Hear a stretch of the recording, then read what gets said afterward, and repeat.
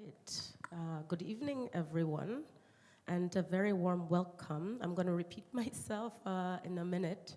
Just want to welcome those of our guests tonight that hopefully are joining us online. The event is being live streamed, and since I cannot really look into the stream, I don't know if people are on time and might be waiting for us to start. It's already a few minutes past 7 here in Berlin. So just a warm welcome for everyone, to everyone joining us online. And I think we'll start in 2 minutes, just, if anyone might join us still.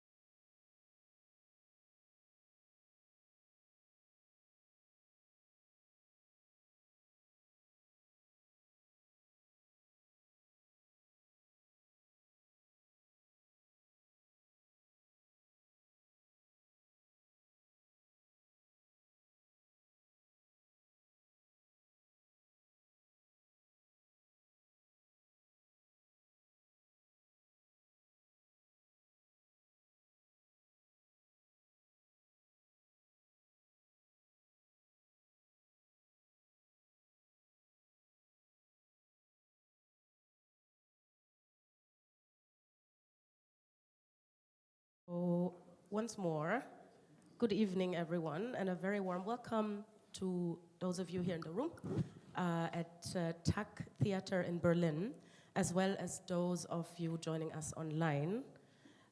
It's great to have you all with us here today for tonight's event on New Networks Now, Empowering Artistic Connections Across Continents. So what is today's event about? I think you all read the advertisement. However, I think it's good to refresh our memories, including here for the panel. So today we will be talking about the fact that across Europe, as well as Africa and beyond, we're witnessing a rise in isolationist and nationalist tendencies that also or specifically affect the work of artists and cultural actors. At the same time, artists and cultural actors are continuing to engage with the legacies of colonialism, with injustices around mobility issues, around access to resources, and with the question of what global collaboration can mean today. To confront these challenges and support new artistic voices, ones that are rooted in cultural hybridity, that work with discomfort, and that invite transformation, strong and sustainable networks are essential. These networks can create space for critical conversations, for shared reflection, and for collective advocacy. So against this background, our conversation today asks a far-reaching question. Is there a need for new cultural networks between Africa and Europe and beyond? And what could such networks look like, or how can they be reimagined?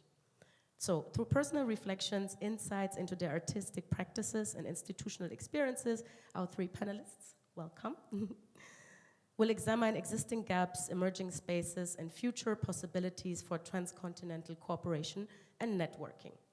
So also to refresh in your memory on who is hosting today's event. This event is organized by the International Theatre Institute Germany, or in short, the ITI. And at the same time, it is part of a broader project called Shaping Crossroads that looks into artistic mobility between Africa and Europe, as well as the project Deconfining Arts, Culture, and Policies in Africa and Europe, that is also supported by the European Union. You can find more information on those projects on ITI's website, but also you can approach the colleagues here today that are representing ITI in our mingling part after the event. We're joined tonight by three artists and cultural actors from Africa who work both on the African continent as well as in Europe. Together, they bring perspectives from three quite distinct yet related artistic fields, that is archiving and memory work, dance and festival curation, and film and theater. I'm quite sure this is not an exhaustive list, but I would give all of them the chance to add to their introductions and to mention anything else they want to mention in that regard. So on the one hand, there's Naima Hassan, a curator, archivist, and researcher currently based in Berlin. Her work focuses on curatorial and archival ethics, especially in the context of post-colonial collections and memory cultures. She currently leads Reassemblages, a joint project with Guest Artist Space and Yinka Shonibare Foundation, and she's the founder of CITAD, a platform for archival research on Somalia and its diaspora. Also with us today, we have Lionel Somé. He is a Cologne-based Burkinabe artist whose work spans film and theater. His creative work focuses on intercultural narratives and has earned international recognition, including a Student Academy Award and the Kurt Hackenberg Prize for Political Theater. Last but not least, Thobile Maphanga, a South African dance practitioner, writer, scholar, and creative collaborator. She works across multiple sectors and is passionate about finding more holistic solutions through the arts. Among other roles, she's assistant curator and project manager at Jomba, a contemporary dance festival, co-convener of the African Festivals Network, and she collaborates with Hannah Madens and People United. A warm welcome to all three of you. We're very happy to have you here tonight. Before we begin, just one brief note on how the session will look like. We've been thinking about it quite a bit since we have three quite distinct artistic expertise in the room. So what we thought would be a nice way of going about it is to start with an input from one of our panelists. In this case, it will be Naima. Once you're done, Naima, I would hand over to Lionel and Toby to respond and share their responses and reflections. And then we would like to open it up to the audience. So if you have any questions, I will invite you once we've sort of had a bit of a discussion here on the panel. And then once Naima has sort of provided her input, we would move on to Lionel and then Toby. So after that, we have a few more questions on the aspect of networking to really zoom into the topic of today's session, and then we will open it up to the audience. I think we have ample time, so I'm not really worried. And I also know it's quite late in the day, so we'll give you time to think about what you would like to ask. Just one more time, the session's being live streamed and also recorded, just so you know. And yeah, finally, before I hand over, quick word about myself. My name is Onike Shorunkeh-Sawyerr. I'm a freelance consultant and moderator, and I have the pleasure of guiding you through this evening's session. So once more, a very warm welcome to all of you, and we're very happy to have you here as our guests and audience. Enough from my side, and I would now like to begin with you, Naima. So as I told you, I have a few prompt questions that can guide your input, but we're very excited to have you highlight whatever you would like to emphasize today. So one of the questions is, what kind of cultural or artistic cooperation do you see emerging in your work as an archivist and researcher? And what role can archives and libraries play in shaping future networks? And then maybe finally, as I already mentioned in your introduction, you're also looking into the role of the diaspora in this whole field of artistic cooperation. So how do you see the connection between continent-based artists and the diaspora evolving? Yeah, so the floor is yours, Naima. Hi, everybody. Thanks so much. And I will try to respond to the questions and prompts. I will make things maybe a bit more straightforward, as I will try to root the questions in one project that I'm leading in Lagos, Nigeria, which Nyeka had introduced as a Reassemblages program. Maybe before I begin, as I have a bit of time, I'd like to introduce myself a little bit and the context of the foundation that I work within. So the GAS Foundation in Lagos was established just a few years ago, so we're a very young foundation. And it is chaired by Yinka Shonibare, who is a British-Nigerian artist. For a long time, Yinka, alongside his studio practice, has been running a space called Guest Project Space in London. So naturally, over the course of the last 2 decades, this space evolved from a studio-based practice where he would invite local artists into the space to think with him and to host things like artist dinners, also residencies and so on, into a real physical space on the African continent.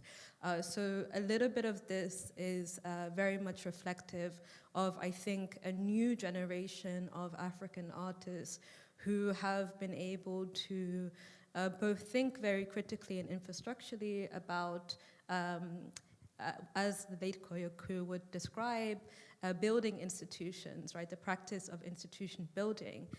So we are part of that generation of thinkers thinking about what it means to constitute, or to take the title of this event today, also about new networks now. And in the context of the program that I will be talking about today, I think what I really like to do in presentations is also to think about the locality and the context that I sit in, also my fellow panelists, as well as ITI. So as a theatre-based space and also being joined by theatre practitioners, I'd like to respond to the session thinking with a project that looked at a Pan-African festival that was titled Festac. And Festac took place in Lagos in 1977. And so the image you see here behind you is of an archive that is in Lagos that is named CBAC, the Center for Black Arts and African Civilization. And importantly, CBAC was instituted in 1979, so 2 years after the festival, and perhaps it can be best described, the act itself was an act of government or decree. So if anybody is familiar with the British Museum, which itself is also constituted by an act of parliament, the same thing happened for this archive. Why did the Nigerian government decide to institute, through an act of law, an archive that was concerning a festival? So I think that's a big story and why that happened. So CBAC intended to be a Pan-African archive that aimed to essentially conserve and harvest the outcomes of this 1-month-long event that happened in '77 that brought together much of the Black and African world together. This was one of the largest meetings that took place in the post-colonial period. And at the time, Nigeria became quite oil-rich, so it was able to support and fund a lot of this activity. But as we are also thinking about today, this also happened through the possibility of cooperation. So in a similar structure to biennials of today, or international festivals of today, various country delegations were invited from the Black and African world to participate. And what is really interesting to me is that amongst those that came from North America and Europe, a lot of cooperations took place to allow for these delegate participants to come to Nigeria, whether that was at the level of institutions like the British Council or the government itself, supporting and enabling the country delegates to attend. And I think that's just one aspect of the story, but just to kind of create some connections here as we talk about questions of artistic cooperation.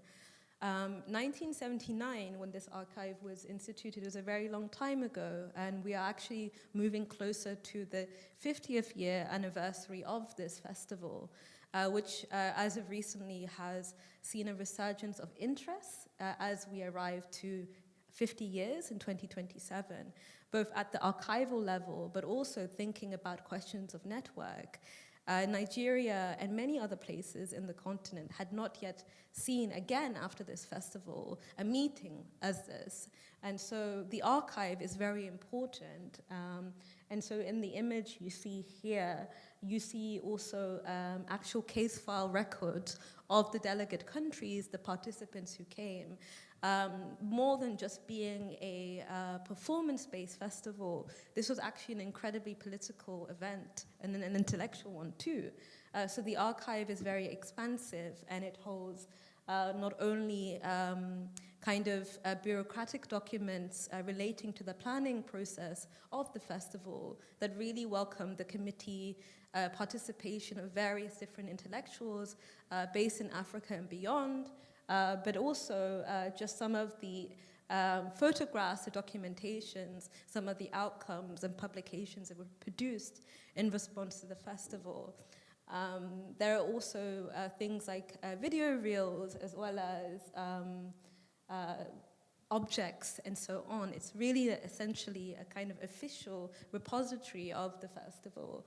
So I think maybe now that I've kind of contextualized this, so as part of the Reassemblages program, we won't move. Yes.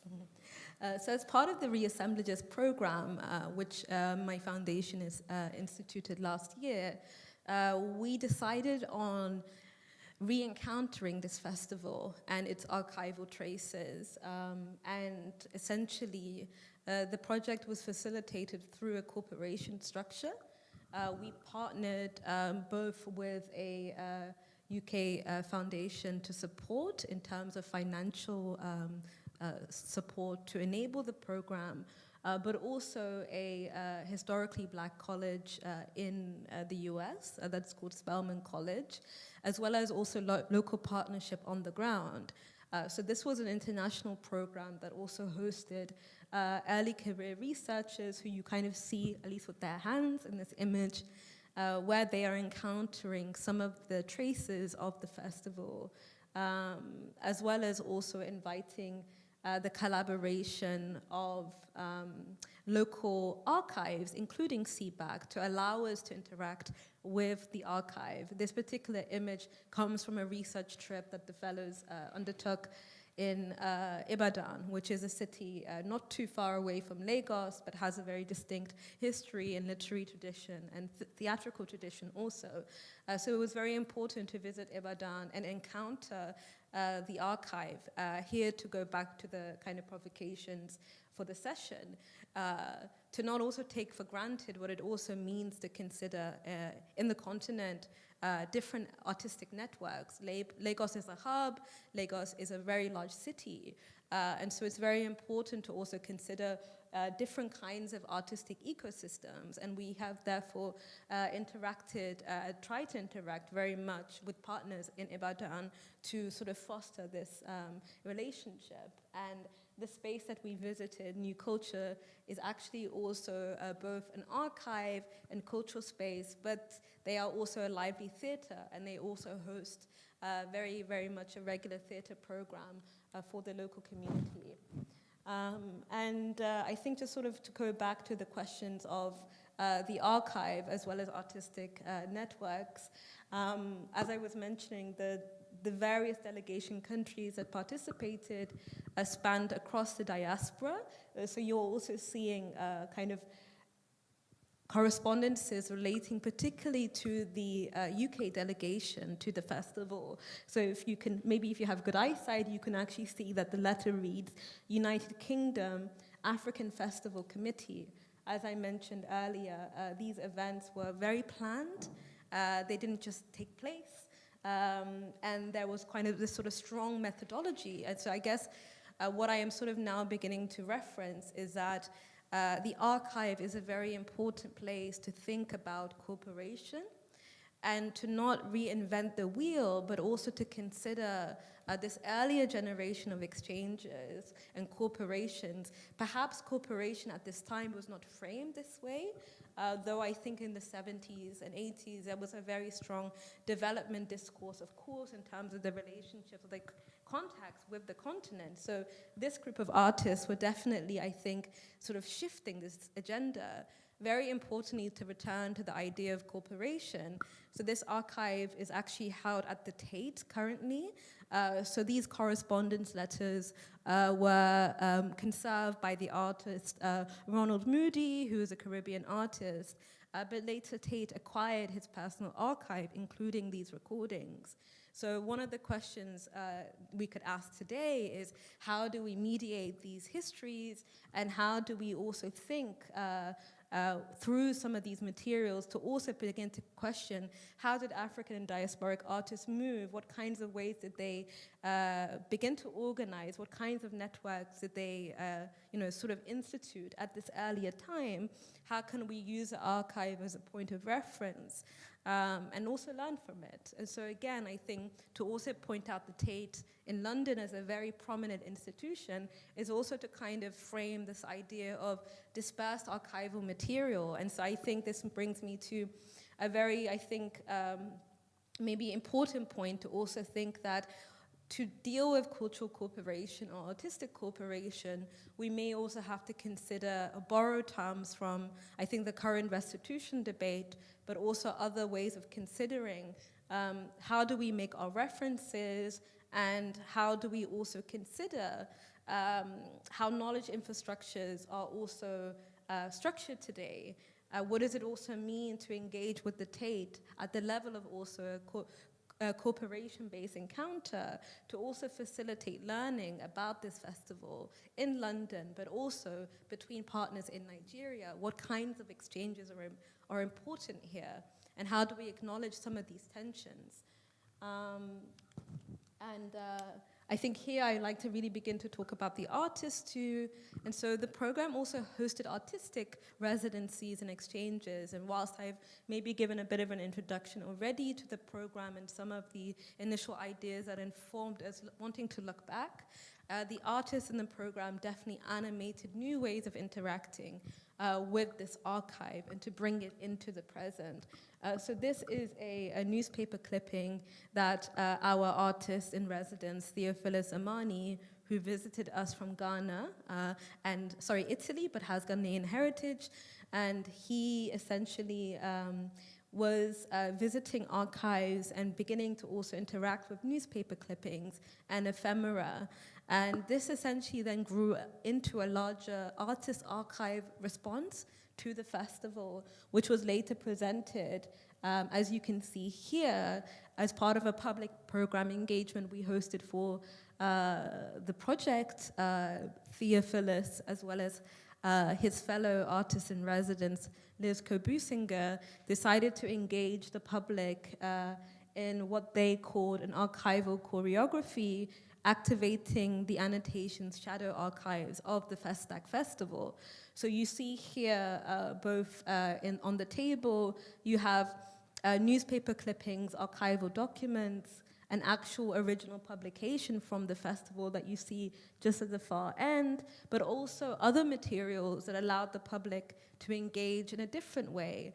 So I think this is quite a key moment of learning to also consider sort of these artistic ways of considering archives, and also artistic kind of methodologies for interacting with the material and as to how they wanted to engage the public. Also on the other side of the table on the right, you also see a material that's called bark cloth, that's from Uganda, as well as hibiscus. And so these dried hibiscus leaves, which leave quite a reddish purple pigment, were used for the interaction, and the audience were invited to essentially touch and mark the materials. What I find quite amusing as an archivist is that no matter how artistically presented a archive table can be, this is quite experimental. It's not something like a vitrine, of course.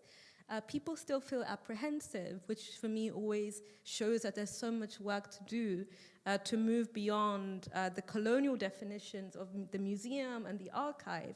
So the permission to touch, to play, to mark, to transform the materials is what the artists were doing. And this, again, was very productive. But again, the audience is initially a bit reluctant at the beginning. Can I do this? Are you sure? Then they realize they have this space, and it's also an outdoor space. So that also does something quite different, because archival materials are usually not held outdoors, of course. Yes. And again, a few more examples here. What was really important as part of this project is for our local guest curator to also mediate some interactions with the archive. And so, as you see read here, echo, echo, echo, the artist is actually writing in her notebook an interaction she had with the Lagos Lagoon that was mediated by a local practitioner. And the Lagos Lagoon as a water site was very important to the festival, as the opening boat parade happened here. So again, here to think about artistic networks, there's something really important here to also consider ecologies, as well as also thinking about person networks. We really enjoy this kind of personal notebook, I think, ephemera from the artist. And maybe I just wrap up here to also show some outcomes of the project. You have a collage work by one of the artists in the program. And in fact, she is very close to the story, as her late grandfather is actually the carver of the mask, the replica of the Queen Adia mask that's held at the British Museum. So this is also familial archive connecting also with artistic networks. It was very important for us to host a young artist and researcher who also has this very important familial connection to the program. And here again, you see another public engagement in the context of a library and archive activation we hosted in Lagos. So the program is continuing, and I think to maybe kind of wrap up, I will just share that this is an image that just took place last month in Toronto. So our program is moving and it's roaming, and cooperation is really at the key. So we collaborated here with the National Gallery Canada, as well as TPW Gallery in Toronto, to bring the artist Liz Johnson-Arthur into a conversation with the public. Liz is a Russian Ghanaian artist based in the UK, and so you see these different constellations of different communities and actors coming together. The program will continue, and we're really excited to, again, begin to constitute questions of what I like to also describe as archival mobility as well as archival cooperation with various different institutions and bodies. And yeah, I will just sort of wrap up. I know it's a little bit further away from the topics, but I think that I hope there have been some things we can discuss together. Naima, and yeah, I think you spoke to a variety of aspects, but you always sort of reeled it back to the topic of networking, artistic collaboration, the diaspora, and maybe also how the history connects to the present, and I think that's a nice sort of way to sort of now invite our two other panelists to jump in with any, I don't know, questions that you might have, but also thoughts, comments, maybe in any way you see overlaps with your own work or also differences. So I don't know, Thobile, you sort of reached for the microphone first. So since we didn't agree on an order, I'd like to give you the floor. Totally. Hi, everyone. Thank you for being here. That was really interesting, Naima. I find archives very interesting. And a little bit of my research has gone that way and then stepped very much away. Because, as you mentioned, there's quite a colonial kind of history or understanding of the archive, and especially like in that very first picture that you showed us, which looks like quite an impressive archive, but also an archive that looks like it's stuck in a moment. It's not really accessible, is the feeling that I had. Everything is in a box and kind of, it feels like it requires a specific kind of access to get to it. And for me, I think this is why I've always found archives quite troubling in the way that we understand them. And I really like this idea of choreographing archives, so I guess, it's great to see this, but my question is, how is it serving the continent in terms of like, yes, of course, it's traveling, we're taking it to Canada, it's got legs that go to London, and it's got money that comes from London. But for me, it's always, sorry everybody, I'm gonna disclaimer myself. I'm gonna be the person who disrupts. Today, I'm gonna be the person who asks the questions that I feel like so many people don't wanna ask, but I have to ask them. Is how, as a South African, if I'd never met you and I wasn't invited by ITI, which is a German institution, how would I ever find out about this on the other side of the continent when it's supposed to be archiving something that's really important for the continent, that is described as an important moment, a Pan-African important moment.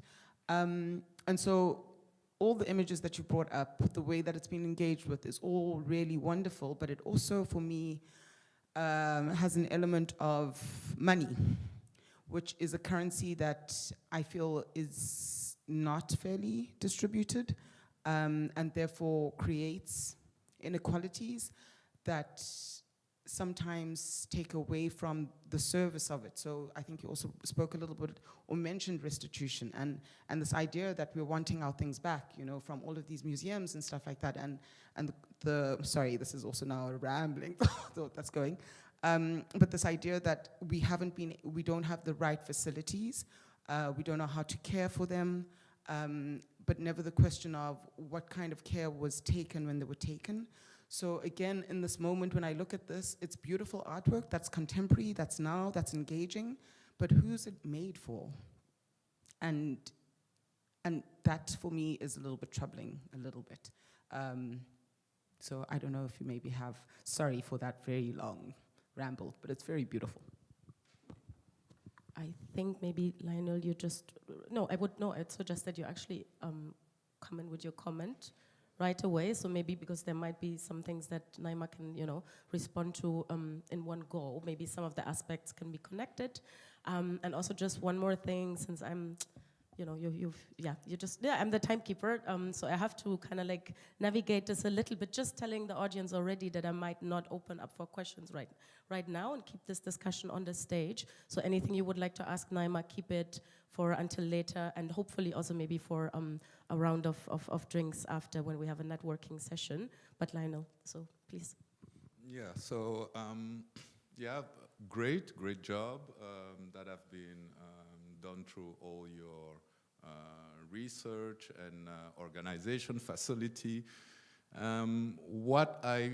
For me, the interesting part that marked me is this Pan-African aspect of it. And obviously, I tried to follow and try to see how much of the other African artists on the continent actually collaborated on the project, and I noticed that there were a couple of artists that were not from Nigeria, but kind of connected to the diaspora. And my question abound in the kind of same direction is there for this archival, I would put it, collection that you guys are trying to do, open spaces for the rest of the continent to reinforce this Pan-African aspect of it. All right, Naima, I know this was a whole set of questions. Some of them you might not be able to respond to immediately, but also in the interest of time, I'm going to give you a few minutes to respond. But if there's anything else, we can also pick it up in a later round. Yeah. So, thank you. Thank you for your questions. Though perhaps I might want to say that I would be a little bit more interested to maybe hear. In response, to also root a little bit on your own practices, and also understanding that we come from various different ecologies. And so I think for me, I won't return the question, but I think maybe a more productive way to start is the project that was presented is very much an archive program and your practices perhaps differ, as we also heard. But at the same time, I think that knowledge production is very important to theatre practice. But increasingly, I think a conversation is also happening in the world of theatre about archiving. And I think at that level, I'm really interested to kind of exchange and learn. So maybe we can also open up some of those questions.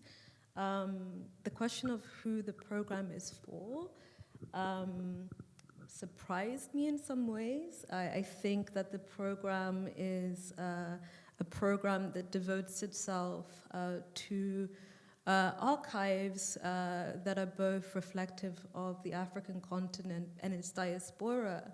So those who reflect this material is who the program speaks to, and I think this is a perfect scene to maybe speak to that.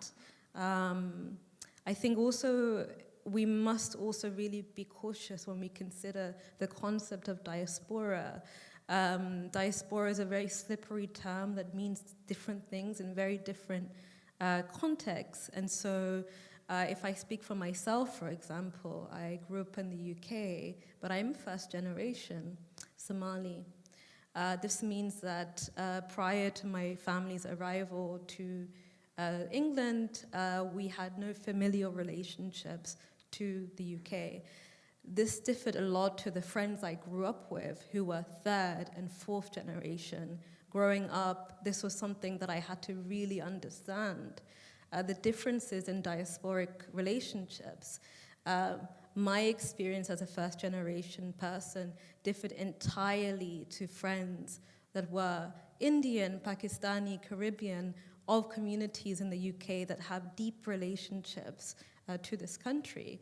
And I think for me, this was quite an important learning point that also frames my practice, that again, maybe bleeds into this conversation. And so, as I also like to say, Africa is on the move, its diaspora is on the move, and this is also not always for the result of mobility. As a Somali person, the Somali diaspora has been displaced from the Somali region because of conflict and a civil war that has allowed it to spill across the world. So how do we consider diaspora when we view the Somali community, who again are very much displaced because of conflict? So I think we also have to really consider and be very cautious as to how we understand diaspora, reflecting to some of the artists that we hosted in the program. For instance, I think something that was very important, while some perhaps are new returnees who had not yet been to the continent and the program allowed for this kind of interaction, this is very important, also thinking about the idea of networks. What does it mean to have a facilitated encounter that, sure, is enabled by cooperation structures with various different partners from Europe or from the US, but actually is quite a mediated encounter that happens between diaspora, right? This was very important. Importantly, the program also hosted those who identify with African heritage or African diasporic heritage or Afro-descending heritage. Again, identification is a little bit complex. And so I think the program is for those it holds and very much in relationship to the archive. And so what was actually very beautiful is that whilst we had visiting artists from Uganda, from Italy, from the US, from Nigeria, myself, each of us were able to see ourselves in the archive. Virtually, we were also able to engage with different practitioners, so we did engage with a South African practitioner, in fact, to also account for different country delegations, including the South African delegation at the festival. And actually, South Africa was a very important case because during apartheid, much of the intellectual and literary practitioners at the time were displaced. They were in neighboring countries. So the so-called South African delegation at Festac was not an official delegation. The apartheid government of South Africa would not allow them to travel. This was an unofficial delegation. And I think this is also very important as to how we consider this in the present. So how do we deal with a sort of semi-official delegation whose arrival to Lagos was so complicated because of apartheid. They arrive, they come, but as we learned also by having interactions with South African practitioners, the archive of the South African delegation who arrived to Lagos, that archive is also a dispersed and displaced archive.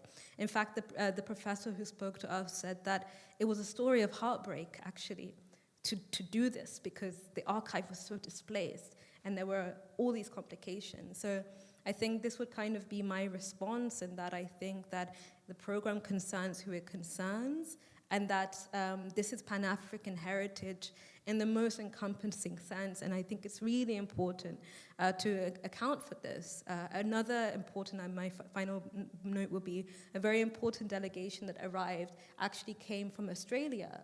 And so how do we account for a festival that also exceeded categories that we may understand today as being part of the Black and African world?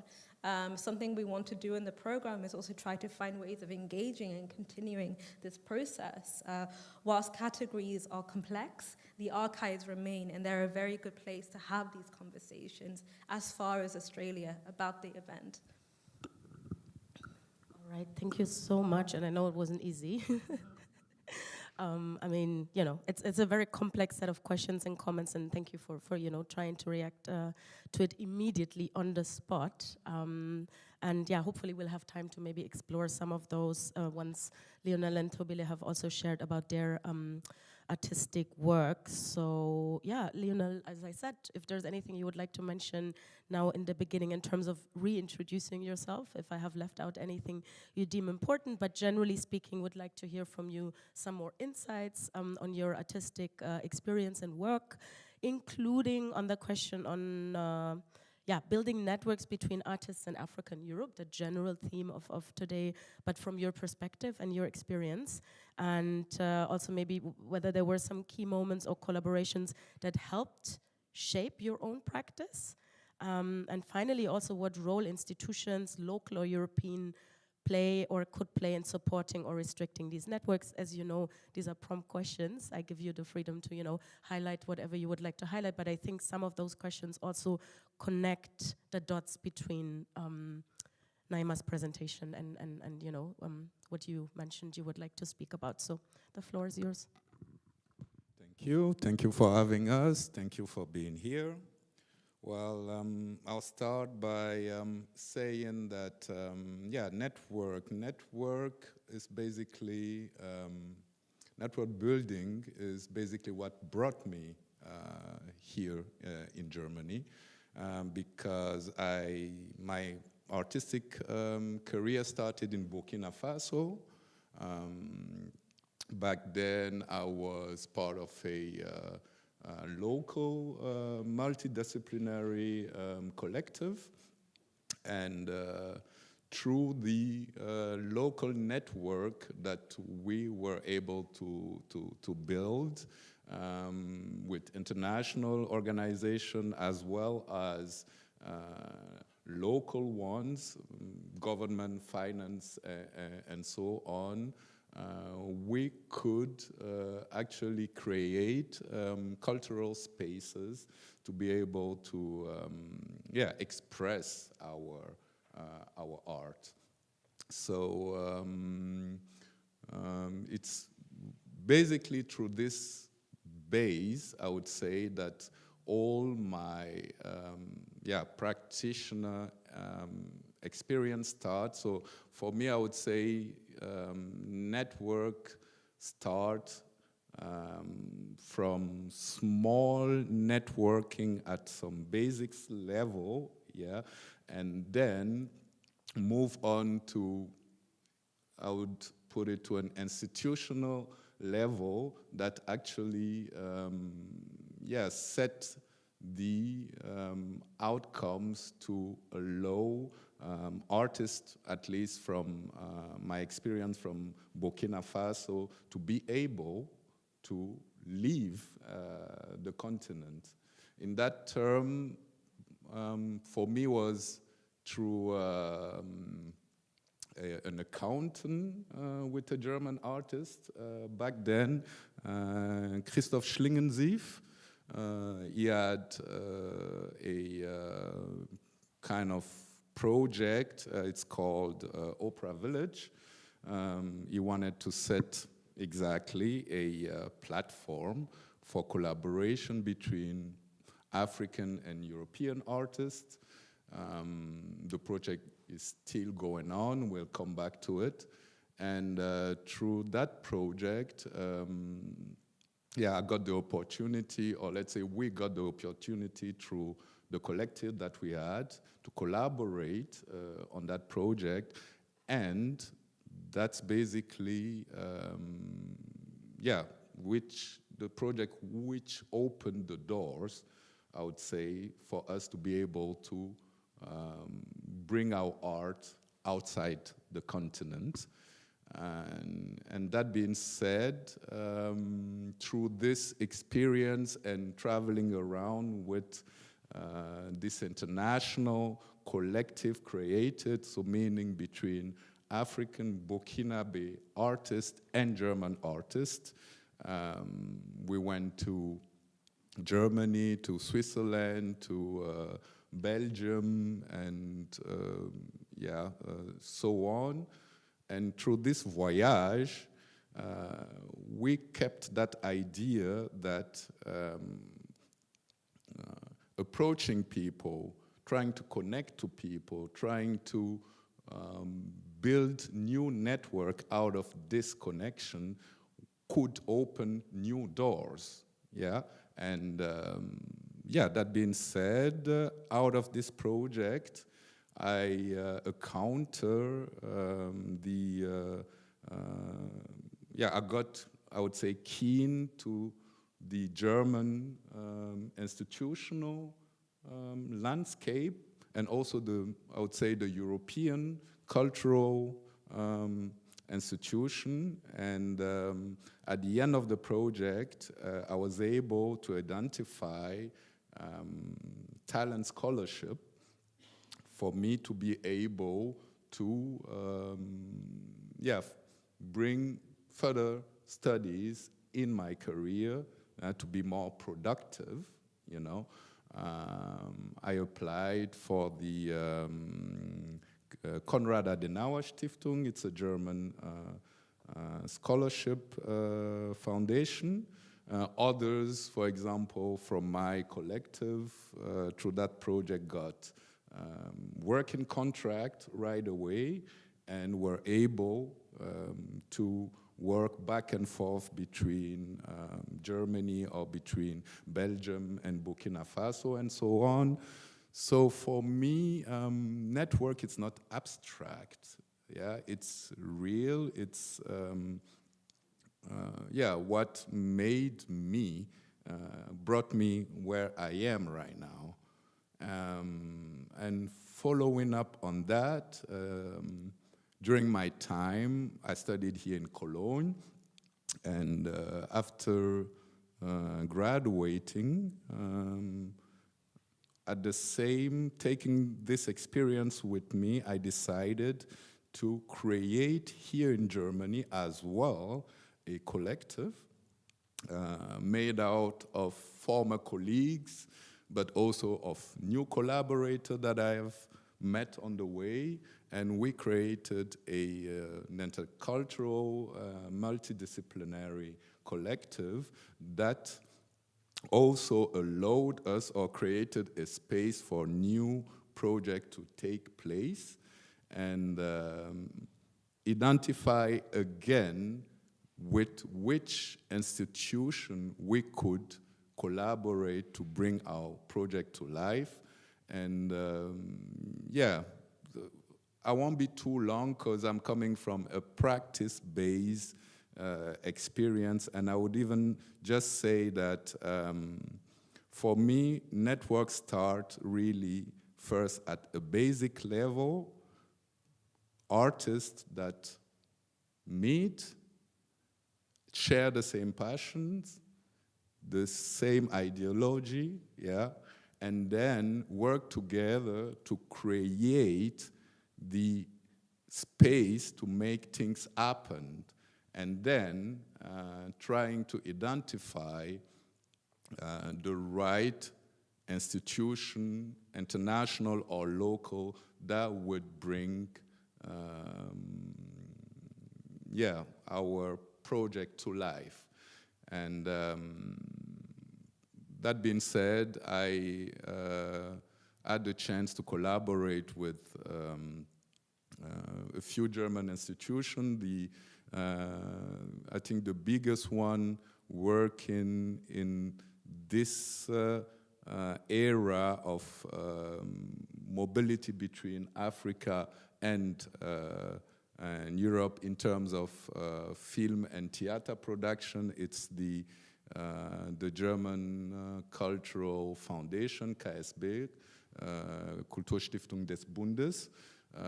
They had in the past 10 years a couple of programs that were fostering this cultural exchange between artists from Germany, from Europe, and Global South and the rest of the world. Obviously, being into that circuit and having the chance to collaborate with them, I would say there is a lot that is being done, but I think that there is more actually that could be done to actually foster more into that direction. Yeah. Would you allow me, because I would like to diverge a bit from the script, I said I would open up now to Toby and Naima, but since you already spoke so much about networks, and that's going to be focus also of our next session, so thank you very much for that.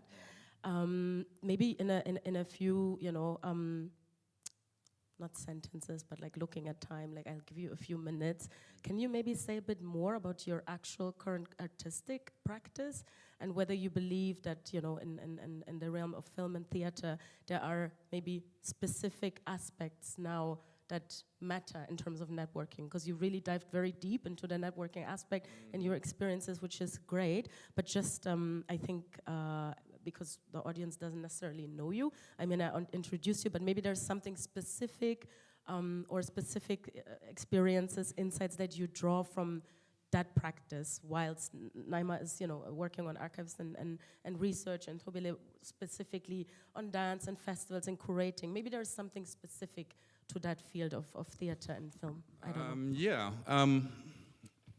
As I said, after graduating, I've been working as a freelance artist here for some time, collaborating with all these institutions I told you about. But then at some point, I had the feeling that I wasn't going forward in terms of, being in a predominant European narrative, So my aesthetic were, I would say, difficult to relay, to find producers, institutions that could actually relate to what I'm trying to put out there. So that's the moment I decided to move from freelance to entrepreneur in the terms of I created my own production company to be able actually to go independently to these institutions and look for funding for myself, because before I would have, as an individual artist, to go through these so-called circuits that already exist, and there you don't find so much resonance. So in terms of also, as a perfect example of creating a collective here, I had, for example, my first try, I would say, was a project that was at the intersection of music, film, theater, and performance. and I had to collaborate with some German artists, Austria, South Africa, but then we encountered the problem that always persists in this kind of collaboration is this shared IP, yeah. At that time, I would say we were at the time where post-colonialism theories were sort of I would say, in the discourse here, and just bluntly, we were approached for a project where we were supposed to be what they call here the quote black in the project. So and a lot of project here that I've experienced was actually that they want to use our narrative, yeah, but we just like, I would put it, peons on the check table. So that would be on the top of my head one of the experience that I could share with you here. Yeah. Thank you so much, and I think it made it a bit more, graphic in terms of, or tangible in terms of what it is you do. And I think it was quite nice for you to outline that move from freelance consultant to entrepreneur to set your own agenda yourself. Naima, Toby, any direct responses or questions? I don't know if you have anything, in response to Lionel's input. I'd like to give you the time now. Unfortunately, again, I have to look at the time and we have to keep it a bit brief, comments and responses. We could also do that, but I think just in the sense of staying, a bit with Lionel's input, I'd like you to be able to ask that question or comment if you have any, and then you can respond briefly, but then maybe in more detail in the next session, or also even after, when we hopefully have some time to mingle. I'm trying to formulate my question, but I think, thank you for sharing. Thank you for also being so honest with your sharing, because I think, my question was going to be one thing, but now since you've said that, and I wonder, to have to make that shift from, say, being a freelance artist, because that's what you wanted to do, to then become an entrepreneur, as you call it, do you feel like there's any part of your practice that you've had to forego or sacrifice in this process of, because for me, and this is maybe just where my brain goes, is that you went from being able to be an artist who determines your own time and your own practice as a freelancer to having to fit into an institutional kind of framework. And I wonder what the price of that is. In terms, I don't know, because I don't live in Europe and I've never tried to set up anything in Europe, and I already have such anxiety trying to set things up in South Africa, is that what was that like?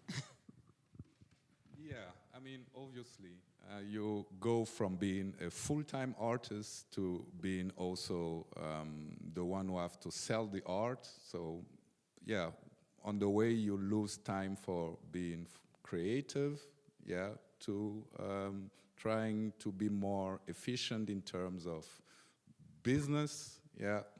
So, yeah, you sacrifice part of your art, but in part of your creativity, I would say, but for the good, because at the end of the day, being an African artist here in Germany or in Europe, in the West in general,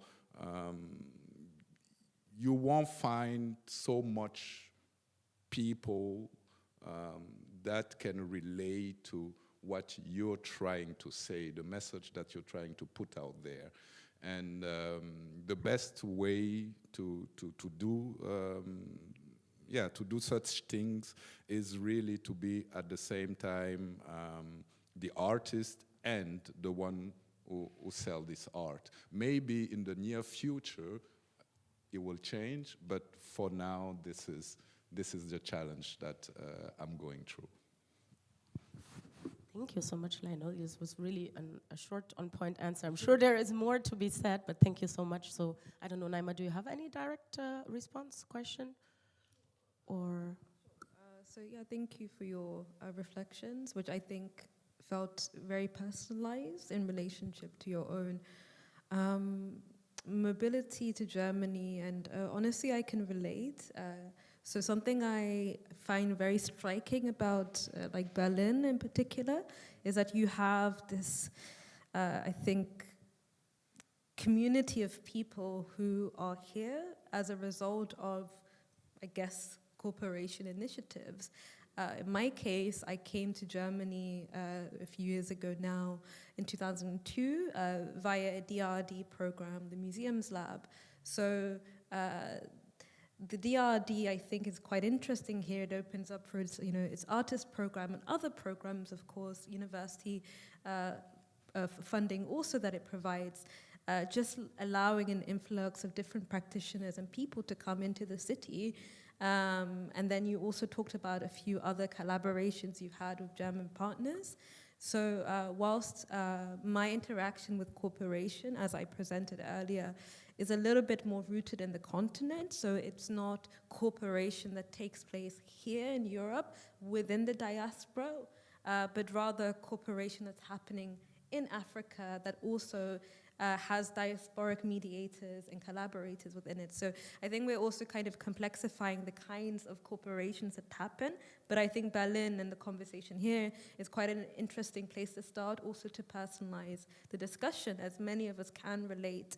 So I wanted to kind of go back to the project I think you did in Cologne, where you mentioned there were German and Austrian collaborators, and how you said something about IP and some of the conflicts. So within the MLab, the Museums Lab program, again, it's a program that was initiated by the Museum for Natural History in Berlin, as well as the DRD, also supported by the German Federal Office. So again, quite a sort of strongly German-rooted program, but also intends to be a pan-European, pan-African program. Each year it hosts 50 fellows from both continents.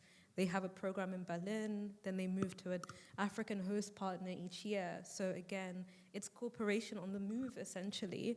But I wonder, in your case, when you talked about the collaboration and things that didn't work, could you also talk to a little bit about maybe just the question here about how cooperation happens also between artists, and in your case, theatre makers. I always like to kind of discuss the concept of like an eye-level collaboration or cooperation. What does it mean when we're not eye-level partners, and what does it mean when we are? And if we're not eye-level partners, the German state, for instance, supporting a small theatre somewhere in the continent, how do we do that? Or the Goethe Institute? What kinds of support structures need to happen, and how do we actually account for these failures? I wonder, do we need to have a book of cooperation failures to learn from it? But I appreciate your honesty, and I want to maybe lean into that a little bit more. So, do you have any direct? I mean, there was a number of questions, Yeah, so I don't want to say pick one, but well, I totally agree with you in terms of a good cooperation, a sustainable cooperation has to happen at eye level. And yeah, that's basically for me what is, I mean, through my experience, what missed on that project, for instance. And yeah, we came from different background, from different sensibilities, culture, and wanted to create actually something new, yeah. But then at the end, it didn't work out because, yeah, some of those people had a hidden agenda. I would put it that way.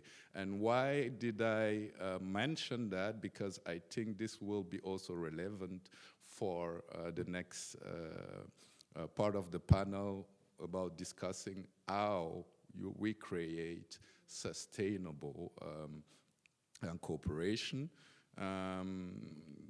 That would be the small answer to that before we get deeper on the next one.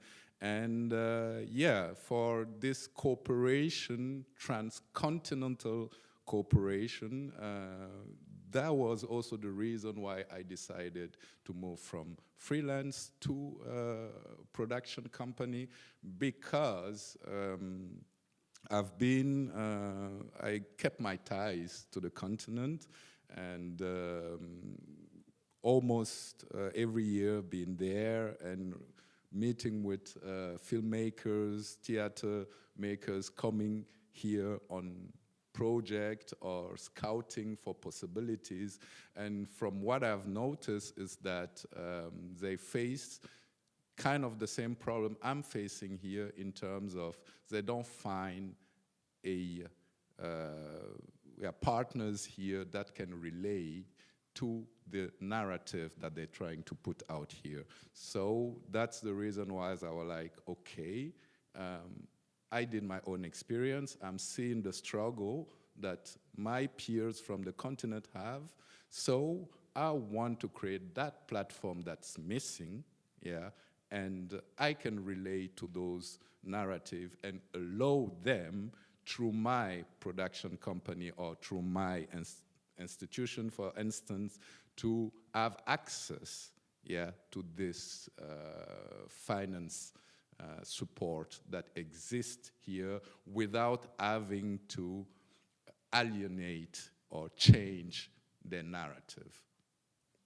Yeah. Thank you so much, and I think that wonderfully, leads to you, Thobile, because you've already kind of like warned us that you're going to disrupt a little bit, and you said you already also highlighted some of the issues you see in the way we frame the discussion, but also maybe in the way networking is being looked at today and is being done, networking between the continents.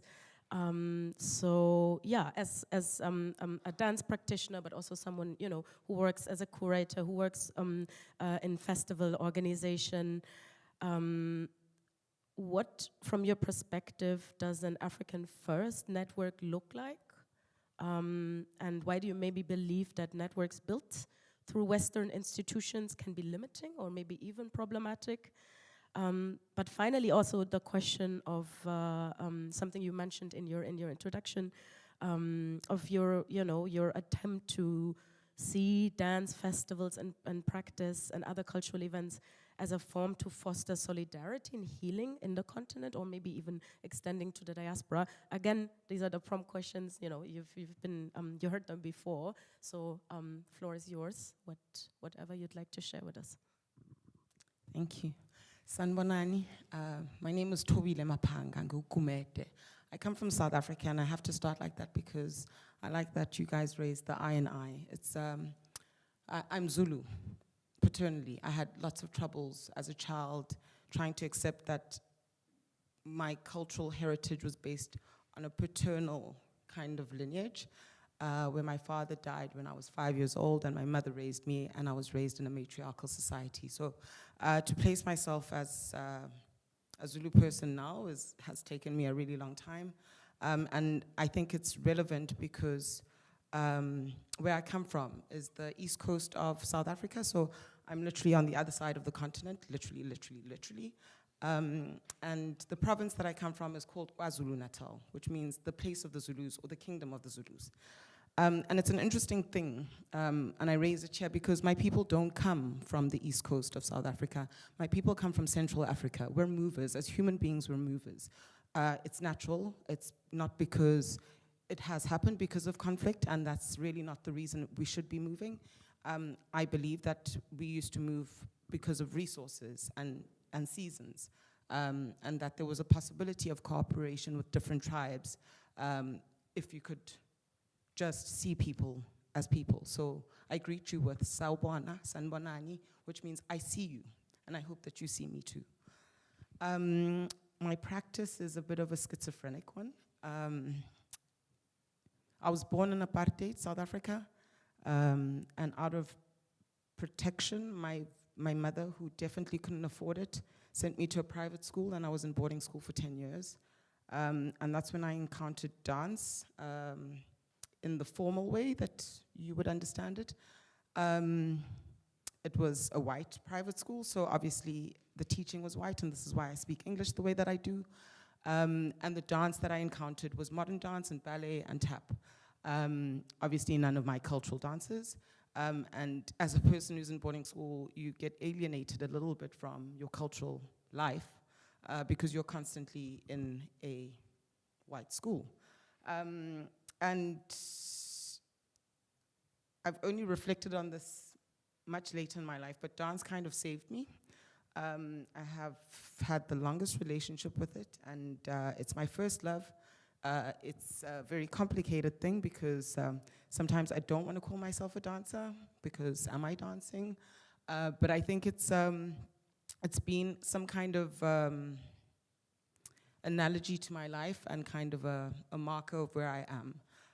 So my practice at the moment, or for the past 5 years, has been a practice of non-practice because I've been questioning what I've been taught to be defined as dance, what is skilled and not skilled, what is quality and not quality, what's good and not good. And these are lots of things that determine who gets to move where through their artistic practice. So what Lionel was talking about the access, who gets in, and I disclaimed myself saying that I would trouble things is that there's this weird kind of belief that if you study and if you get into the right institutions, that makes you good. 2 weeks ago, I got to go home because the festival that I work on in South Africa, called Jomba Contemporary Dance Experience, noticed it's not called Contemporary Dance Festival, but Experience, is a festival. It's, I think, the longest running, still alive, contemporary dance festival on the continent. It's 27 years old. And I joined it in no ways as a job, but just because I really love dance. And I wonder, when I ask the question, what did you have to give up, is when we sit here and we talk about cultural exchange and we talk about art practices and all of these things, it seems like we travel in the direction that doesn't make sense for me. And I hosted a day of, or half day of conversations that was prompted by the festival that I'm working on here. So while I'm in Europe, I'm in Basel working on a festival called Culturescapes.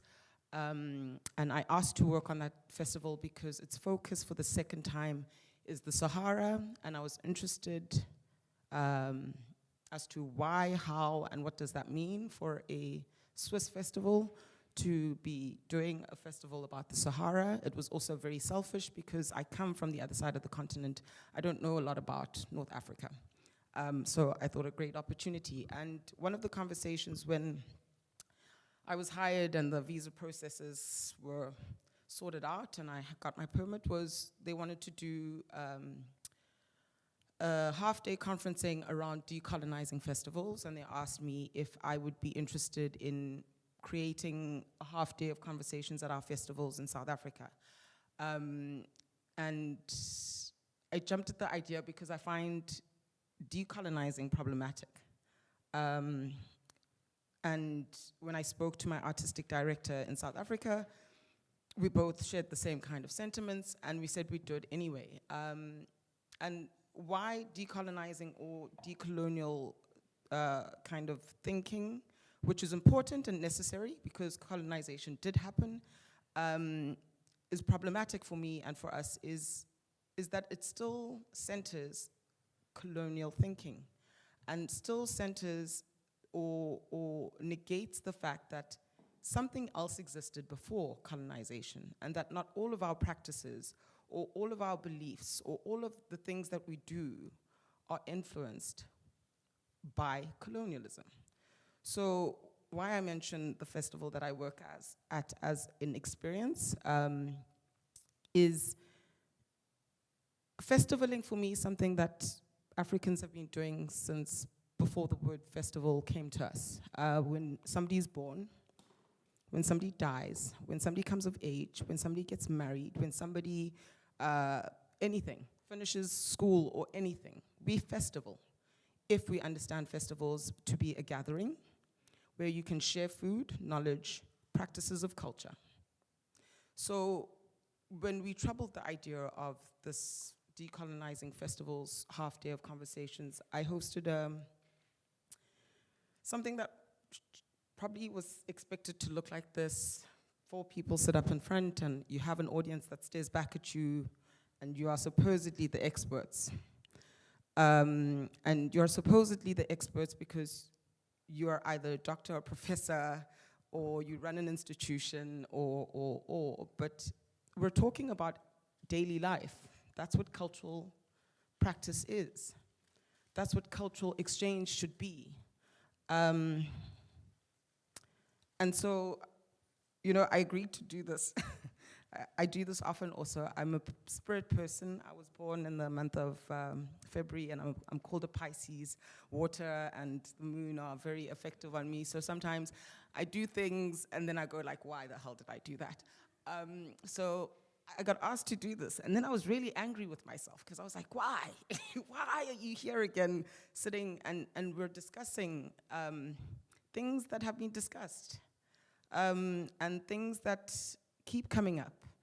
And why I call myself a disruptor and a bit of a troubler is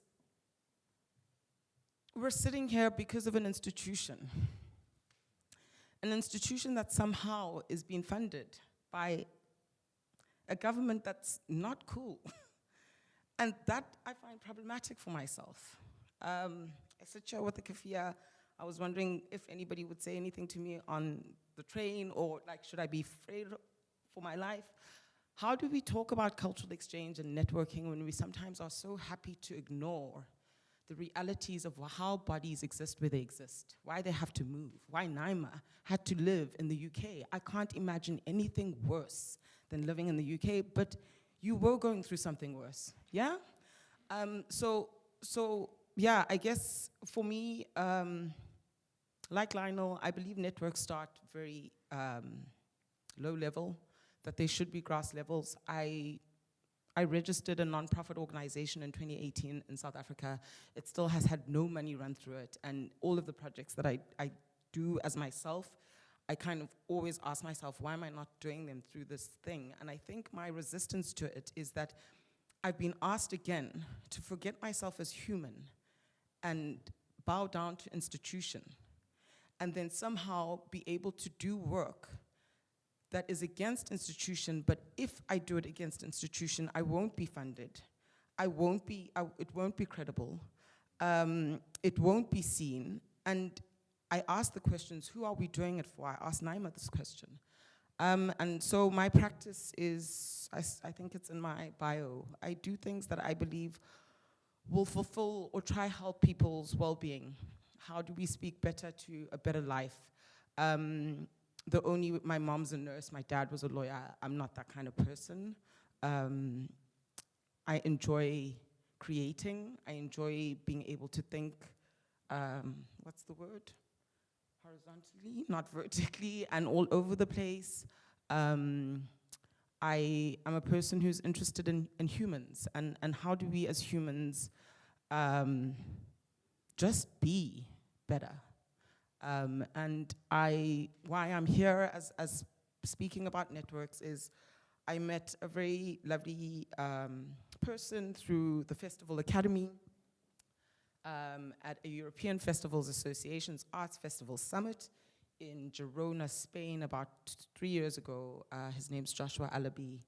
He's from Nigeria, and we had a conversation. And our conversation is a conversation that wasn't the first time that I was having it, is why as Africans are we only ever meeting when we're in Europe, invited by institutions, and expected to play the black card, yeah? And in no way am I saying that what the work that the Festival Academy does and the European Festival Association does or ITI does are not relevant things. But these are questions that I want to grapple with. Is I've been in Europe a lot in the past 3 years. Like, I literally, after I'm done this year, I don't want to leave the continent for a whole year. I just want to be there. But having that conversation, Joshua was just like, let's start a network in Africa. And so we've reignited the African Festivals Network, which it's not the first time that African festival makers or cultural producers have tried to network together. And we've recognized that it's not a first-time thing, so we spoke to the people who were in the original one and asked them what happened. And what happened is they got money from, I think, the British Council, and they could gather and they could create databases, but at some point that money gets pulled. And so as soon as that money gets pulled, that network disappears. And one of the things that I find really, really hard to get my mind around, and also why I raised the subject of money when I asked Naima about who does it serve, because it seems like all the places that it's going to are the places that have money, is should we be running these cultural productions or cultural processes or to make money? And if we are we being true to what our cultural practices are? Because I don't know how excited my ancestors might be for me to engage in the practices of their community making for the sake of money. Of course, we live in a world, a capitalist world, that requires you to have money. So somehow you've got to kind of make that, that leap. But I remain a freelancer. I'm a terrible long-term employee because I get angry and become self-destructive. And I'm trying to find ways where money is not at the center of everything, because the only reason it is because of a disproportionate inequality of resources that has created certain people to create a non-existent thing and give it value over people, over place, over life. And yeah, I'm not okay with that. So I hope that's enough. Thank you so much, Thobile. Wow, so I now have the pleasure of looking at how we can actually diverge from our original agenda, since we have little time left, and I'm looking at the audience. Many things have been said. I'm sure many thought-provoking things, possibly question-provoking things, hopefully. At the same time, it's quite late in the evening, and we want to wrap up on time, or roughly on time. So I would not now ask Lionel and Naima to directly respond. I would give them the opportunity to, but I'd also like to invite the audience and see if they have any questions. Yet not forgetting that we originally had planned to have another round of responses from you on the question of what kind of networks we might need in the future. Also given the fact that there are already many networks, right? Some of them are trying to open up to new perspectives, to maybe new collaborations. At the same time, we talked about the increasing isolationist and nationalist tendencies, so there's kind of like this constant back and forth, and the question of, your observations in this regard as African artists based in or working with Europe, but I think you already spoke to this quite a bit. Also, depending now on what comes from the audience, we can come back to that question, or maybe give you the opportunity to maybe have a last closing remark. Nevertheless, since, we have a number of people sitting here, I would now like to ask, are there any questions, comments, remarks that you have either to all three panelists, to one of them specifically? I know a lot has been said and it's late in the evening, but yeah, I'd like to invite you to come in. All right, there's a microphone, so kindly try and speak as directly into the mic as you can. Thank you. I try to do so. Yeah, first of all, thank you all for your very inspiring insights to your way of working, way of thinking. And it reminds me, because the ITI, which I was the managing director for a couple of decades, made exactly 11 years ago a conference during our festival, Theater of the World in Mannheim. It was called Africa Archive, Africa Future. And it went back to an idea from the director of the Afrikamera Festival in Berlin, Alex Musa-Salvador, you probably know them, who just told me about these enormous difficulties, how to get access to the contemporary dance archives in Africa, because they are all in France. He wrote his thesis about contemporary dance, and he had nothing in his country. And so he said, what can we do to raise the consciousness about the responsibility of artists, of archives, of institutions in Africa to have the access to the cultural memory, and especially about the contemporary or the recent contemporary work on the performing arts. And so we had a quite good collection of very interesting people from different parts of the continent, and I'm very happy to hear that the responsibility of festivals as a kind of bridge, as a bridge between the different generations of artists who can just have access via a festival, via a museum concept, which really tries to secure these traces of artists and make them accessible, which is one very interesting example, which leads now to the present situation, that to really get access to a lot of artists and memories from the past and make it accessible.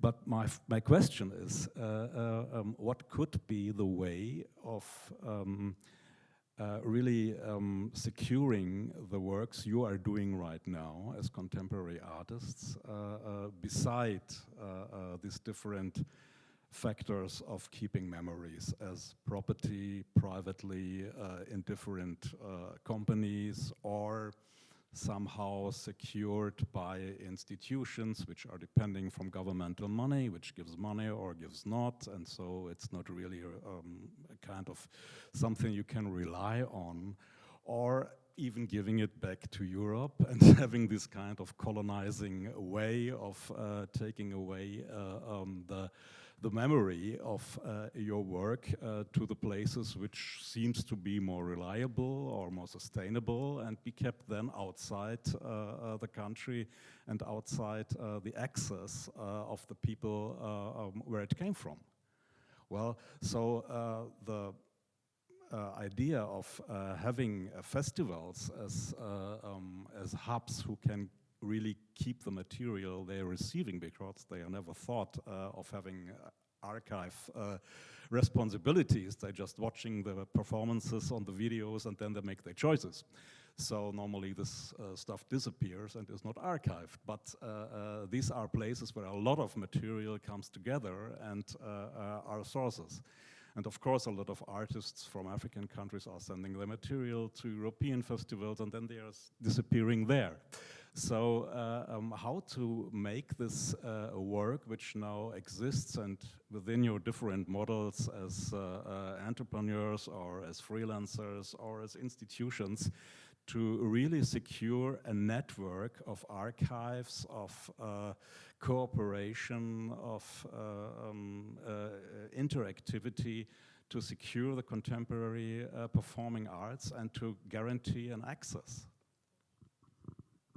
Okay, thank you. I would like to see if there's any other comments or questions in the audience, so we could maybe collect before I invite you to respond. I don't see any, so I'm also not sure that wasn't directed at anyone specifically. I mean, I do look at you because, you know, it was the archiving aspect was mentioned a lot, but I think the question actually addressed all three of you. So I don't know, is it okay if I, if Naima, if I invite you to come in first, and then, yeah, Lionel and Thobile can respond if they want to. Yeah, thanks so much for your question. And I think some of the questions you raised really speak to why we focused on performing a festival archives. Archives, of course, are very vast, and there are many different kinds of archives. But I think for me, what is very important about a Pan-African festival archives, as you shared, some might be held in France, is that there is a very challenging question concerning ownership as well as the dispersal of these materials. We can't treat these materials perhaps the same way we can as with the colonial archive, where there are accounts of theft or colonial duress in which these materials have been displaced. So this is why I think it was also important to consider that not just in France by chance, a corporation happened to allow that. In the case of Pan-African festivals, I think what was really interesting to me is that the European corporation partners, or those from the global north and the US, vast documentation was happening. So when I was in Dakar researching on a festival that took place in Dakar in 1966, I was informed by the archivist there that a Russian film crew came and shot hundreds of hours of film reel footage, then took it back. How do we get to Russia now under Putin? It's a bit complicated, no? So yes, absolutely. I think the question is actually something that we're thinking about. I wanted to maybe give a bit of a background as to a very valid case study as to how artists are also exploring archives and also networked actions between artists and archivists and institutions, especially one like our own, which is a residency. But we are thinking a bit more now into the future. In the current moment this year, we are starting a new network for libraries and archives in the continent, and it is an Africa First network. So its title is the African Arts Libraries Lab, as an Africa-based laboratory inviting archives, libraries, and publishers in Africa, but to also consider the importance of cooperation, but also the reality that one cannot talk about archives, African archives, without considering the rest of the world because of dispersal, because of colonial theft, because of restitution. The affiliates network is a supporting network that will anchor some of the discussions and some of the outcomes as a supporting structure. So we are trying to, again, constitute an idea of archival cooperation here. And I think that it's really, really important to, I think as you've kind of raised this question, how do we secure such networks? It's been very early days. In fact, we hosted a meeting with the initial members today, and that's where I came from. And I think one of the things that came out of the meeting from different participants calling in from Madagascar to the UAE, Afro-Diasporic Library Initiative in the UAE, in Dubai, to London, to Italy, again, was a question of resource building and connection and exchange. And I think that it's really, really important to also consider archives that have been neglected in genres of archive. And I think I always return to the performative archive. Performance archives are also already very difficult to archive, and this is an ongoing conversation. But those considerations become more complex when we consider some of the challenges that the African archive is already dealing with. So yes, we are networking now, and yes, there is a real interest in still thinking about cooperation structures, engaging European, North American partners to also allow the conversation to travel, because these archives are on the move, as you said here. They are in France, they are elsewhere, and the conversation can't happen in a silo, really. Thank you so much, and I love that you keep picking up the term new networks now. It's a really nice, way of coming back to the... Exactly, thank you so much. Yeah, I don't know, Thobile, Lionel, any direct response to the question? I would just also bound in the direction of Naima. You quoted Alex. Michel Sawadogo is right now the head of the FESPACO, and also lately a new organization that include actually the FESPACO. The FESPACO is the Pan-African Film Festival of Ouagadougou, one of the oldest film festival on the continent. And in terms of archives, related to film, at least, from my knowledge, there were, since the past 20 years, something that have been developed on the continent in, for instance, the Institute Imagine led by Gaston Caboret, one of the eminent filmmaker. He was Burkinabe filmmakers. He was awarded, I believe, in the 80s here in the Berlinale. He was the one who came up with the idea of creating a film archive and reclaiming most of our film that was kept, so to say, outside the continent, in France, in I don't know, in Germany, in Europe, in the States, for instance. And I know that this project is being going on and also financed by the, partly by the FESPACO and also other international institutions. So there is something now who is already being done, so the attention is there, and people are starting to realize that how important actually those archives are for the future of cinema and everything related to performing art.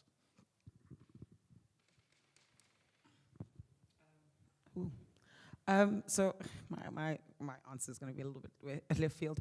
I suppose my practice is in an ephemeral art. You know, dance happens once and it's gone. But also I come from a culture of oral historicizing. So just to share an anecdote, I guess, is a few years ago, the University of Cape Town's African Studies Library was burnt during the Fees Must Fall and Roads Must Fall movements. And there was huge outcry about, oh, how could they burn their own history and their own archive? And there was quite an interesting debate that happened in my country around that, because we didn't build buildings and store things that were not accessible to other people. How we historicize, how we've always historicized, is by telling stories. So for me, I think the answer has to be a multiplicitous answer, because not everybody does things the same. Our practices are different. And so for me to honor my history, I wouldn't want it to be historicized in the way that Europe would want to historicize it. I'm happy for all of it to burn when I die. So what? You know, and I think maybe that says something about me, but I think that's something that we're failing to kind of negotiate when we try to come up with solutions. So new networks now also is like, who's the network for? I keep getting, my friends are very lovely, and I have an international group of friends because of the work that I do. But every time ISPA or IETM calls come out, they send me the open call. And I always go, oh, thank you so much.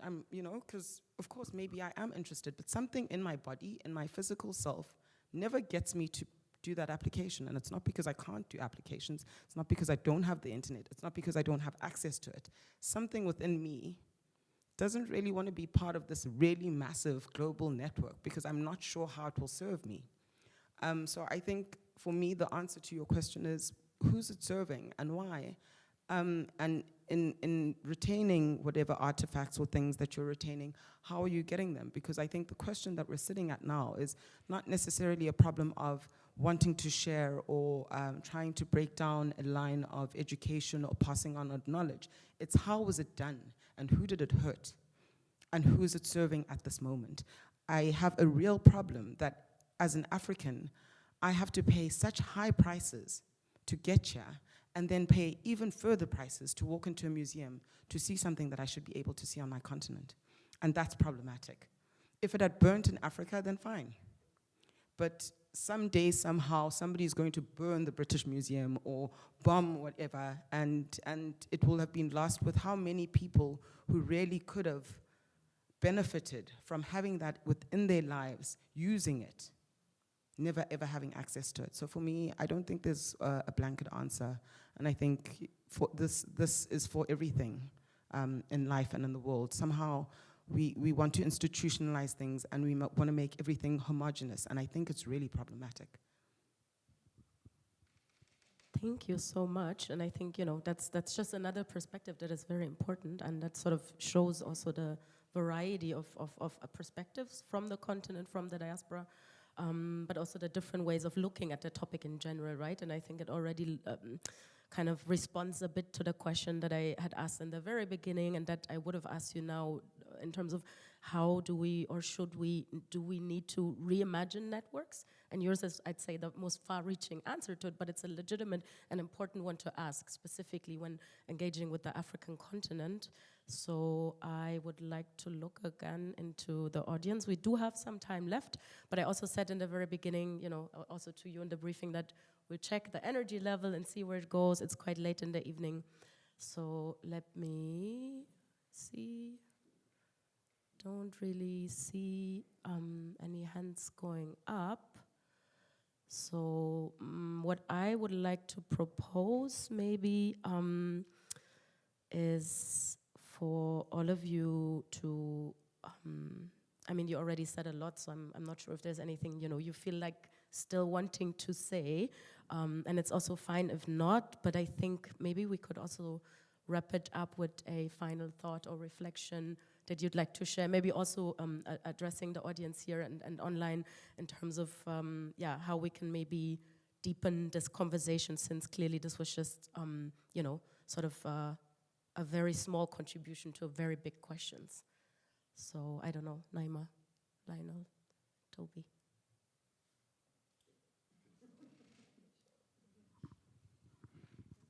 Thank you all for listening to us, and I think, as has been said, there is no straight answer, and I think this is also for me that where we talk about networks, the term is plural for a reason.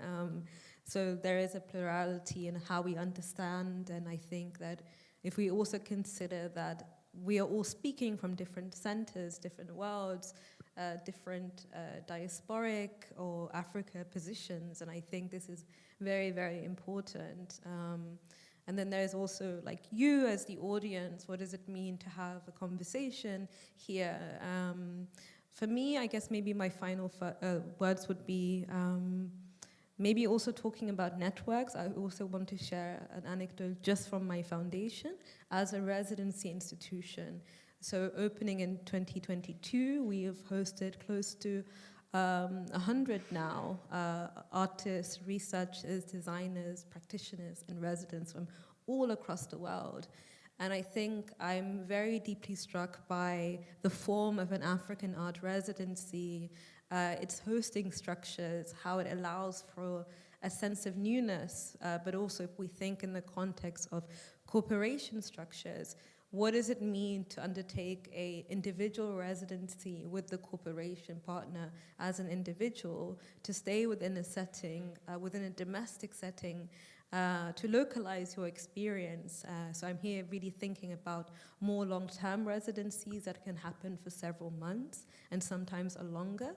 And I think what the residency model also offers us is a way to kind of invert the guest-host structure And maybe there are lessons here. And so no matter where cooperation is happening, what does it mean for the African partner to come to Europe, but also to devise the program, and even if it's happening in Berlin or elsewhere? Why can't the guest become a host? And this is something I think the residency also allows in very exciting ways.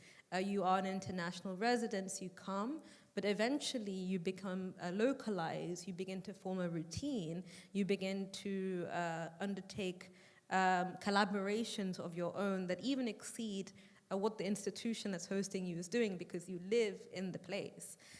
You're not with a committee of 50 people, 20, 10 colleagues, you're by yourself. So again, I think there is something really generative here about residency structures that allow us to make space for thinking about alternative kinds of corporations. So within my residency institution, as well as many others, and there is a kind of rise of new kinds of residency institutions like our own, which I really do like to call knowledge institutions, because something very exciting is happening inside of them.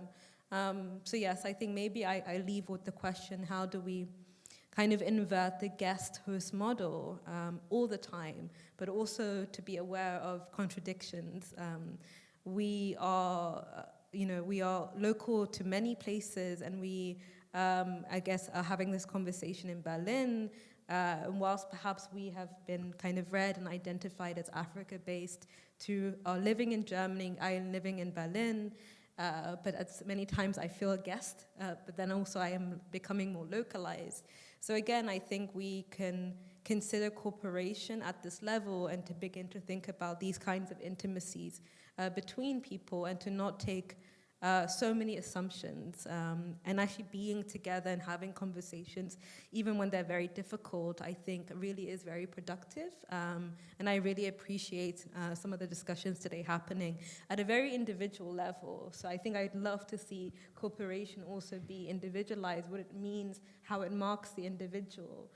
In Berlin, as I mentioned very in the beginning, Berlin is a city where you see an actual community of people who live in the city as cultural workers because of some kind of cooperation project, whether it's the DRD projects or others that allow people to stay and inhabit the city, sometimes making homes here. So yeah, maybe these will be my final words. Thank you so much. And before, I'll give the floor to both of you, I'd also like to underline that there is an opportunity to network after the session. So, as I said, it's late, and most people have had a day of work behind them. So, if you still have questions or thoughts that you'd like to share with any of the three panelists, I'm sure they'll be available after, or also hopefully, to stay in touch and network beyond this event. So, I don't know, Thobile or Lionel. Yeah, I mean, to wrap up, also coming back to networking, what a sustainable network for me should look like. Out of the experience that I went through, I just like we quote at the beginning, there are many circuits of different sort of network. But for me, network works sustainably, actually, where both partners meet at eye level. That's the first basic of a cooperation. And also that the agenda is set together. So meaning co-creation, co-governments, co-leadership, yeah? And then I think that all these networks that already exist could step forward step to a sustainable future for this mobility of artists between West and the global South. That's first. But second, what I also cannot leave outside is this Pan-African mobility that's also actually possible, and I believe that this is something that artists from the continent should investigate on, and rather than enrich this South-South collaboration, yeah, than always, just like she mentioned earlier on, always seeing the West as the solution, as the output where my art or my message will be seen or appreciated the most. We have a whole continent, yeah, more than 53, 54, I think now, 55 maybe. It's, it's always growing. We have so much space. Yeah, we have so much space that we could yeah, make of use. Yeah, but for that also, I believe that there should be a yeah, political impulse, yeah, that yeah, at the African level also, that they see the importance of artistic mobility within the continent. Yeah.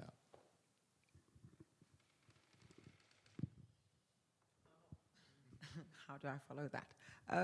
Yeah, thank you for having us, Onike, Felix, and Milena. Thank you. I guess my final thoughts would be, it's a dream of mine that we see each other eye to eye, that we can look each other in the eye and honestly see each other. Yeah, I feel very frustrated by the world, and I try to find joy. So I'm going to try not to end on a terrible one, and say, I think we need to stop ticking boxes and thinking that everybody is the same. I think we need to embrace diversity. I think we need to learn to love things that we don't understand, or at least be curious, not in a way to exploit it or to try to define it. I think that's maybe also another problem, is that we're constantly trying to make sense of things that maybe don't have to make sense. And I think, yeah, I think let's live like humans. That's all I gotta say. And free Palestine, Sudan, DRC, Congo, Mozambique, Myanmar, Bangladesh. Free all of those places.